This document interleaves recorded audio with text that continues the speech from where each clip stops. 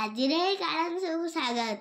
ଆଜି ଆମେ ପ୍ରଥମ ଶ୍ରେଣୀ ହସ ଖେଳ ଭାଗ 2 ବହିର ପାଠ 21 ପଳା ପଳା ପୃଥିବୀ ଫାଟିଲା ଗପଟିକୁ ପଢ଼ିବା।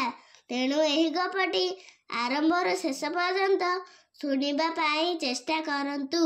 ଯେଉଁମାନେ ଆମ ଚ୍ୟାନେଲ ପାଇଁ ନୂଆ ଅଛନ୍ତି ଦୟାକରି ସବସ୍କ୍ରାଇବ୍ କରି ପାଖରେ ଥିବା ଘଣ୍ଟି ବଟନକୁ ଦବାଇ ଅଲ୍ ନୋଟିଫିକେସନକୁ ଅନ୍ କରନ୍ତୁ, କାରଣ ଯେତେବେଳେ ମୁଁ ନୂଆ ଭିଡ଼ିଓ ଅପଲୋଡ଼ କରିବି ସର୍ବପ୍ରଥମେ ନୋଟିଫିକେସନ ପାଇପାରିବେ। ତେବେ ଆସନ୍ତୁ ଏହି ଗପଟି ଆରମ୍ଭ କରିବା।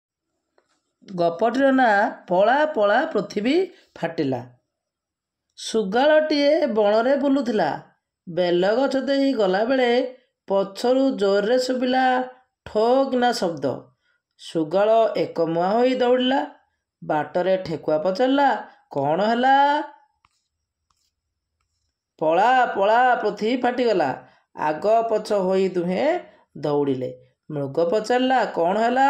ପଳା ପଳା ପୃଥିବୀ ଫାଟିଗଲା। ବାଟଯାକ ଯିଏ ଯାହାକୁ ଦେଖିଲା କହିଲା, ପଳା ପଳା ପୃଥିବୀ ଫାଟିଗଲା। ପିଲାମାନେ, ଏହି ଗପଟିରେ ଗୋଟିଏ ଶୁଗାଳଟିଏ ବଣରେ ବୁଲୁଥିଲା। ସେଇ ଶୁଗାଳଟି ଗୋଟେ ବେଲଗଛ ଦେଇ ଗଲାବେଳେ ପଛରେ ଗୋଟେ ଜୋରକି ଶବ୍ଦ ଶୁଭିଲା, ଠୋ ଶବ୍ଦ ଶୁଭିଲା। ତେଣୁ ଶୁଗାଳ କ'ଣ କଲା? ଡରିଗଲା। ଶୁଗାଳ ଏକମୁହାଁ ନ ଦେଖି ନ ଶୁଣି ଜୋରରେ ଦୌଡ଼ିବାକୁ ଲାଗିଲା। ବାଟରେ ତାକୁ ଠେକୁଆ ପଚାରିଲା, ଆରେ କ'ଣ ହେଇଛି ଦୌଡ଼ୁଛ? କ'ଣ ହେଇଛି ଦୌଡ଼ୁଛ? କିନ୍ତୁ ସେ କହିଲା, ଆରେ ପଳା ପଳା ପୃଥିବୀ ଫାଟିଗଲା, ପୃଥିବୀ ଫାଟିଗଲା, ଚାଲ ଚାଲ। ତେଣୁ କହି କହି ଚାଲିଲା। ତେଣୁ ବାଟରେ ଯିଏ ପଚାରିଲେ, ମୃଗ ପଚାରିଲା, କ'ଣ ହେଲା? ପଳା ପଳା ପୃଥିବୀ ଫାଟିଲା। ତେଣୁ ଯିଏ ହାବୁଡ଼ିଲେ, ଯିଏ ପଚାରିଲେ, କ'ଣ ହେଲା? କାହିଁକି ଦୌଡ଼ୁଛ? କିନ୍ତୁ ସେ କହିଲେ, ପୃଥିବୀ ଫାଟିଗଲା। ତାପରେ ଦେଖ, ବଣରୁ ସବୁ ଜୀବ ଏଭଳି ତାଙ୍କ ଦୌଡ଼ିବା ଦେଖି ଦୌଡ଼ିବାକୁ ଆରମ୍ଭ କଲେ। ଏହା ଦେଖି ସିଂହ ରାଜା ପଚାରିଲେ, କ'ଣ ହେଲା? ସଭିଏ କହିଲେ, ପୃଥିବୀ ଫାଟିଗଲା, ପୃଥିବୀ ଫାଟିଗଲା। ଏଇଭଳି ଚିତ୍କାର କରି ଆଗକୁ ଆଗକୁ ଚାଲିଲେ। ସିଂହ ରାଜା ବୁଝି ଜାଣିଲେ କଥାଟି ଶୁଗାଳ କହିଛି। ରାଜାଙ୍କ ସହିତ ଯିବା ପାଇଁ କେହି ରାଜି ହେଲେ ନାହିଁ। ସିଂହ ରାଜା ସହିତ ଯିବା ପାଇଁ କେହି ହେଲେ ରାଜି ହେଲେ ନାହିଁ। ଦେଖ ପିଲାମାନେ, ଛବି ଦେଖ। ଏହି ଛବିରେ କିପରି ପଶୁମାନେ ଦୌଡ଼ୁଛନ୍ତି, ଦୌଡ଼ିବାରେ ଲାଗିଛନ୍ତି। କାହିଁକି ନା ପୃଥିବୀ ଫାଟିଗଲା, ପୃଥିବୀ ଫାଟିଗଲା ଚିତ୍କାର କରି ଦୌଡ଼ିବାରେ ଲାଗିଛନ୍ତି। ରାଜାଙ୍କ ସହ ହାତୀ ଶୁଗାଳକୁ ଧରି ବେଲଗଛ ପାଖକୁ ଗଲେ। ରାଜା ସିଂହ ରାଜାକୁ ଭାବିଲେ, ଏହା ନିଶ୍ଚୟ ବିଲୁଆ କହିଛି। ତେଣୁ ସେ ରାଜାଙ୍କ ସହ ହାତୀ ଶୁଗାଳକୁ ଧରି ବେଲଗଛ ପାଖକୁ ଗଲେ। ବୁଝିପାରୁଛ ନା ପିଲାମାନେ? ରାଜାଙ୍କ ସହ ହାତୀ ଶୁଗାଳକୁ ଧରି ବେଲଗଛ ପାଖକୁ ଗଲେ। ଦେଖିଲେ ବେଲ ଗୋଟେ 2 ଫାଳ ହୋଇ ତଳେ ପଡ଼ିଛି। ଏଇ ଛବି ଦେଖ ପିଲାମାନେ, ଏଇଠି ଗୋଟେ ବେଲ ଗଛରୁ ବେଲଟିଏ ପଡ଼ିଛି। ଯେତେବେଳେ ସେଇ ବେଲ ଗଛଟିରୁ ବେଲଟିଏ ପଡ଼ିଲା, ଗୋଟେ ଠୋ କିନା ଶବ୍ଦ ହେଲା। ତେଣୁ ସେଇ ଠୋ ଶବ୍ଦ ଶୁଣି ଶୁଗାଳ ଭାବିଲା ଯେ ପୃଥିବୀ ଫାଟିଗଲା। ତେଣୁ ସେ ସମସ୍ତଙ୍କୁ ଚିତ୍କାର କରିବାକୁ ଲାଗିଲା ଯେ ପୃଥିବୀ ଫାଟିଗଲା, ପୃଥିବୀ ଫାଟିଗଲା। ଏଇଭଳି ଚିତ୍କାର କଲା। ଏହା ଶୁଣି ସମସ୍ତ ପଶୁମାନେ ଦୌଡ଼ିବାରେ ଲାଗିଲେ। ବୁଝିଲ ପିଲାମାନେ? ତେଣୁ କୌଣସି କଥା ନ ବୁଝି ଦୌଡ଼ିବା ଠିକ୍ ନୁହେଁ। ପ୍ରଥମେ ସତ କ'ଣ ଜାଣିବା, ତାପରେ ଆମେ ଯାହା କିଛି କରିବା। ତେଣୁ ଏଠାରେ ସିଂହ ରାଜା ବୁଝିପାରିଲେ। ତେଣୁ ଶୁଗାଳକୁ ଆଉ ହାତୀକୁ ସାଙ୍ଗରେ ନେଇ ସେଠାରେ ଦେଖିଲେ ଯେ ବେଲଟିଏ ପଡ଼ିଛି। ଆଉ ସେ ବେଲଟି ପଡ଼ିବାରୁ ଜୋରରେ ଶବ୍ଦ ହୋଇଛି। ଆଉ ସେଇ ଶବ୍ଦ ଶୁଣି ସେମାନେ ଭାବିଲେ ପୃଥିବୀ ଫାଟିଗଲା, ପୃଥିବୀ ଫାଟିଗଲା ବୋଲି ଚିତ୍କାର କରି ଦୌଡ଼ିବାରେ ଲାଗିଥିଲେ। ତେବେ ଆସ ପିଲାମାନେ, ଏହି ପାଠର ଅଭ୍ୟାସ ପ୍ରଶ୍ନକୁ ଆମେ ଆଲୋଚନା କରିବା। ଦେଖ ପିଲାମାନେ, ଛବିର ନାମ ପାଇଁ ଖାଲି ଜାଗା ପୂରଣ କରିବା। ଏଇଠି ଛବି ଅଛି, ଏଇ ଖାଲି ଜାଗା ଛଡ଼ା ହେଇଛି। ସେଥିରେ ଆମେ କ'ଣ ହେଲେ ଉତ୍ତର ହେବ ତାକୁ ଆମେ ଲେଖିବା। ଏଠି ଦେଖ ଛବି ଦେଖୁଛନ୍ତି କାହାର? ଗୋଟେ ଋଷିର ଛବି ଦେଖୁଛନ୍ତି। ତେଣୁ ଏଠି ସି ଲେଖା ହେଇଛି। କ'ଣ ଛାଡ଼ି ଦିଆହେଇଛି? ନା ରୁ ଛାଡ଼ି ଦିଆହେଇଛି। ତେଣୁ ଆମେ ଏଠି ଲେଖିବା ଋଷି, ଋଷି। ଏଇଠି ମୃଗ, ଏଇଠି ଗ ଲେଖା ହେଇଛି, ଛଡ଼ା ଯାଇଛି ମୃ, ମ ରୁକାର ମୃ। ତାପରେ ଦେଖ ପିଲାମାନେ ଏଠି ବିଲୁଆର ଚିତ୍ର ଶୃଗାଳ ସଗାଳ ଲେଖା ହେଇଛି ଏଠି ଶୃଗାଳ ଲେଖିବା ଏଠି ଶୃଗାଳ ରୁକାରଟେ ଦେବା ଏଠି।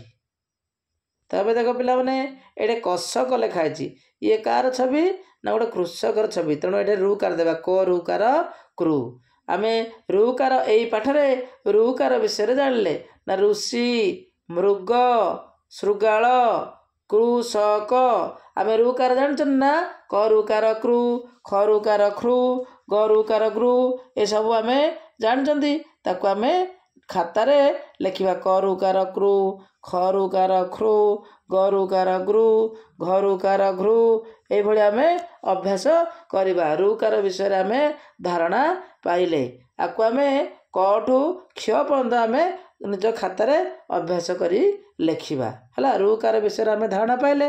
ତାପରେ ଦେଖ ପିଲାମାନେ 2 ନମ୍ବର ପ୍ରଶ୍ନ। 2 ନମ୍ବର ପ୍ରଶ୍ନ କ'ଣ ନା ଘରେ ପୋଷୁଥିବା ପଶୁ ପକ୍ଷୀର ଚିତ୍ରକୁ ଘର ଛବି ସହ ଓ ବଣରେ ରହୁଥିବା ପଶୁ ପକ୍ଷୀ ଛବିକୁ ବଣ ଛବି ସହ ଯୋଡ଼ିବା। ଦେଖ ପିଲାମାନେ ଏଠି ଆମେ କ'ଣ କ'ଣ ଦେଖୁଛେ ଏଠି ଆମେ ଗୋଟେ ବଣ ଦେଖୁଛେ ପଶୁପକ୍ଷୀ ଦେଖୁଛେ ଆଉ ଘର ଥିବାର ଦେଖୁଛେ ତେଣୁ ଏଠି ଲେଖା ହେଇଛି ଯେଉଁମାନେ ଯେଉଁ ପଶୁ ବଣରେ ରହନ୍ତି ତାକୁ ଆମେ ବଣ ସହିତ ଯୋଡ଼ିବା ଏବଂ ଯେଉଁମାନେ ଘରେ ରହନ୍ତି ତାକୁ ଘର ସହିତ ଯୋଡ଼ିବା। ଏ ବଣରେ ଏ ଠେକୁଆ ଚିତ୍ର ଠେକୁଆ ବଣରେ ରହୁଛି ତେଣୁ ବଣ ସହିତ ଯୋଡ଼ିବା। ମୃଗ ମଧ୍ୟ ବଣରେ ରହୁଛି ତାକୁ ବଣ ସହିତ ଯୋଡ଼ିବା। କୁକୁଡ଼ା ଘରେ ରହୁଛି ତେଣୁ ଘର ସହିତ ଯୋଡ଼ିବା। ଶୁଆ ଘରେ ରହୁଛି ପାଳୁଛନ୍ତି ତେଣୁ ଶୁଆକୁ ଘର ସହିତ ଯୋଡ଼ିବା। ଏଠି ମଇଁଷି ଗାଈ ଘରେ ରହନ୍ତି ତେଣୁ ଆମେ ଘର ସହିତ ଆମେ ଯୋଡ଼ି ଲେଖିବା। ତାପରେ ଦେଖ ପିଲାମାନେ ଏଠି ବାଘ କେଉଁଠି ରହୁଛି ବାଘ ଜଙ୍ଗଲରେ ରହୁଛି ବଣରେ ରହୁଛି ତେଣୁ ବଣ ସହିତ ତାକୁ ଯୋଡ଼ିବା। ବିଲେଇ ଘରେ ରହୁଛି ତେଣୁ ଆମେ ଘରେ ଲେଖିବା। ଗାଈ ଘରେ ରହୁଛି ଘର ସହିତ ଯୋଡ଼ିବା। ଏଇଟା ବତକ ଆମେ ପାଳୁଛେ ତେଣୁ ଘରେ ଲେଖିବା। କୁକୁର ଘରେ ଜଗୁଛି ତେଣୁ ଘର ସହିତ ଆମେ ଯୋଡ଼ିବା। ଏଇଭଳି ଯିଏ ଯେଉଁ ସ୍ଥାନରେ ରହୁଛି ତାକୁ ଆମେ ଲେଖିଦେଲେ ଆମେ ଜାଣିଲେ କାହାକୁ ଆମେ ଘରେ ପାଳନ କରୁ ଏବଂ କାହାକୁ ଆମେ ବଣରେ ଦେଖିବାକୁ ପାଉ ତାକୁ ଆମେ ଲେଖିଦେବା ଏଇଭଳି। ତାପରେ ଦେଖ ପିଲାମାନେ 3 ନମ୍ବର ପ୍ରଶ୍ନ। 3 ନମ୍ବର ପ୍ରଶ୍ନ 10 ଟଙ୍କାରେ କି ଜିନିଷ କିଣିପାରିବା। ଏଠି ଛବି ଦିଆହେଇଛି ଦାମ ଦିଆହେଇଛି ମୂଲ୍ୟ ଦିଆହେଇଛି ତେଣୁ 10 ଟଙ୍କା ହେଲେ କେଉଁ କେଉଁ ଜିନିଷ କିଣିପାରିବା ଆମେ ଲେଖିବା। ଦେଖ ଏଠି ଗୋଟେ ସୀତାଫଳର ଦାମ 3 ଟଙ୍କା ଏପଲର ଦାମ 3 ଟଙ୍କା କଦଳୀ ଦାମ 2 ଟଙ୍କା କେଉଁ କେଉଁ ଜିନିଷ ଆମେ 10 ଟଙ୍କାରେ କିଣିପାରିବା।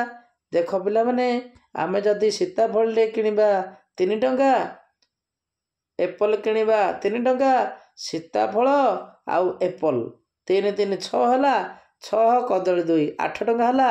ତାପରେ ଆଉ କ'ଣ କିଣିପାରିବା ତା ସହିତ ଆମେ ଆଉ କ'ଣ କିଣିପାରିବା ନା ମୂଳା କିଣିପାରିବା।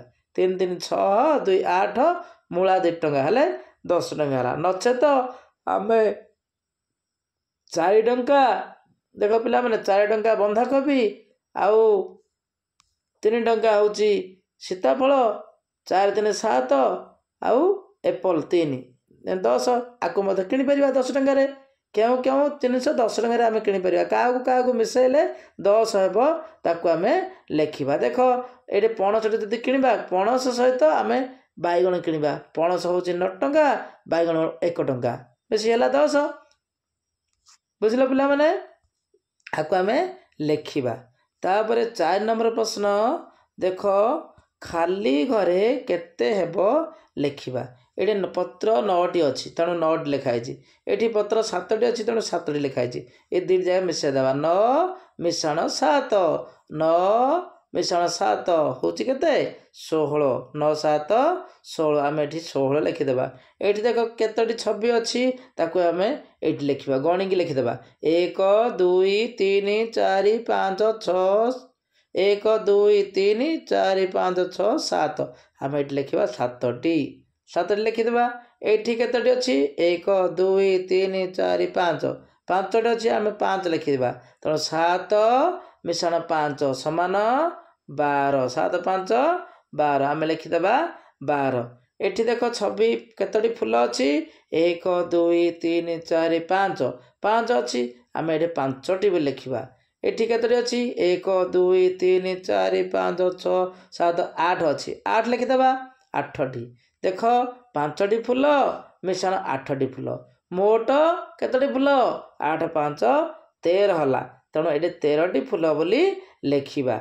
ତାପରେ ଦେଖ ପିଲାମାନେ ଆସ ଯୋଡ଼ିବା ଯେପରି ଦେଖ ଏଠି 6 ମିଶାଣ 4 ସମାନ କେତେ 6 ମିଶାଣ 4 10 10 ଏଥିରେ କାହା ସହିତ ମିଶିଲେ 10 ହେବ 7 ମିଶାଣ 3 10 ହେବ।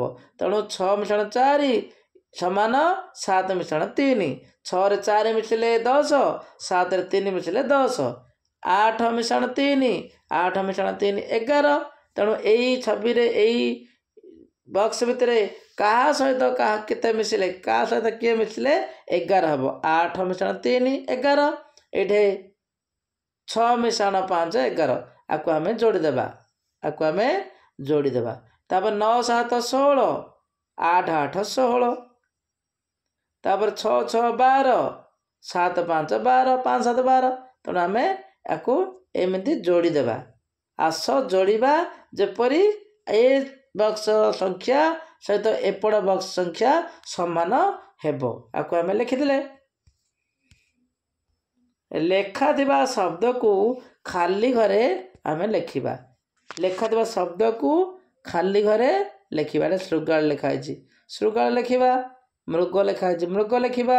କୃଷକ ଲେଖା ହେଇଛି କୃଷକ ଲେଖିବା। ପୃଥିବୀ ଲେଖା ହେଇଛି ପୃଥିବୀ ଲେଖିବା। କୁର୍ମୀ ଲେଖା ହେଇଛି କୁର୍ମୀ ଲେଖିବା। କୃପା ଲେଖା ହେଇଛି କୃପା ଆମେ ଲେଖିବା। ତାପରେ ଦେଖ ପିଲାମାନେ 7 ନମ୍ବର ପ୍ରଶ୍ନ ଖାଲି ଘରେ ଛବି କରିବା ଓ ସମାନ ଚିହ୍ନ ପରେ ଖାଲି ଘରେ କେତେ ହେବ ଲେଖିବା। ଦେଖ ଏଠି 7ଟି ଫୁଲ ଖାଲି ଘରେ ଛବି କରିବା। ଏଠି ଆମେ 7ଟା ଛବି କରିବା 7ଟା ଫୁଲ 5ଟି ଫୁଲ 5ଟି ଛବି କରିବା। 7 5 ମିଶିଲେ କେତେ ହେବ 7 ମିଶାଣ 5 ସମାନ 7 5 12 ଆମେ ଏଠି 12 ବୋଲି ଲେଖିବା।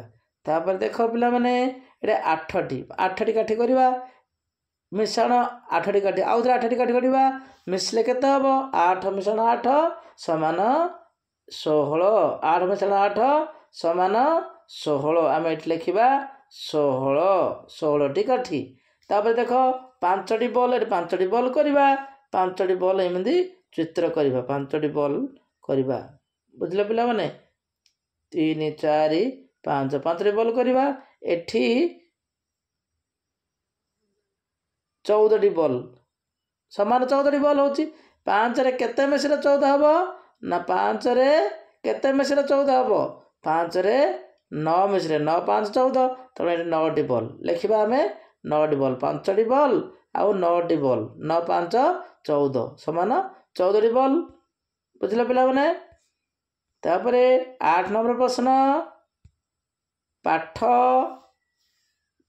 21ରେ ଋକାର ଥିବା ଶବ୍ଦ ଗଣିବା ଓ କେତେ ହେଲା ଲେଖିବା। ଏଠିରେ ପାଠରେ ଋକାର ଥିବା ଶବ୍ଦ କେତେଟା ଅଛି ଆମେ ଗଣିକି ଲେଖିବା।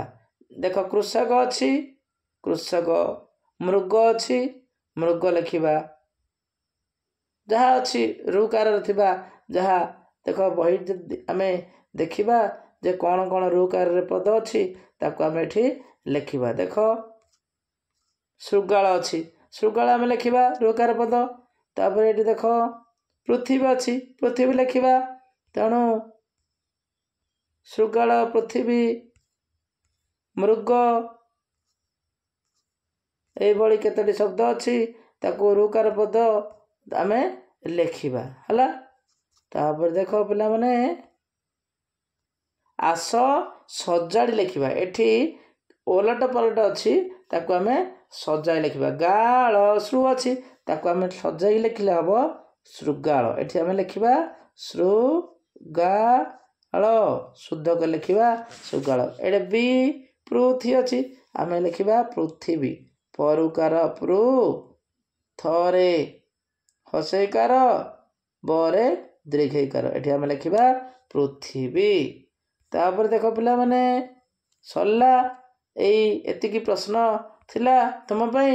ଏବଂ ଏହି ପାଠଟିକୁ ଆମେ ଏହି ଗପଟିକୁ ଭଲ ଭାବରେ ପଢ଼ିବା ଏବଂ ମନେ ରଖିବା।